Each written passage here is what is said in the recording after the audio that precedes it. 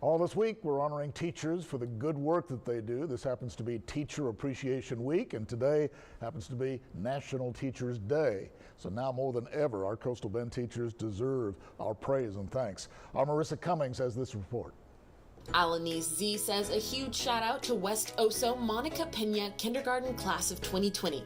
Thank you for reaching out and making sure students continue learning during this time, keeping the students encouraged and learning and motivate them during Zoom. Jennifer Aguilar says a huge shout out to Aransas Pass High School, all teachers and staff. They have been doing great during all this. Linda Mihal says shout out to Miss Pollard from Flower Bluff Early Childhood Center. She's been the best kindergarten teacher for my niece Anna.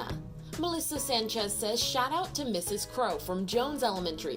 Thanks for a wonderful year. Hashtag CCISD strong. Rebecca Gonzalez Escamilla says shout out to all my coworkers, the teachers and staff at Colda Elementary. We miss our Colda cadets.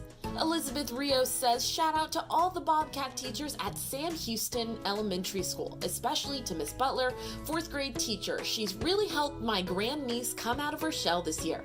Awesome job.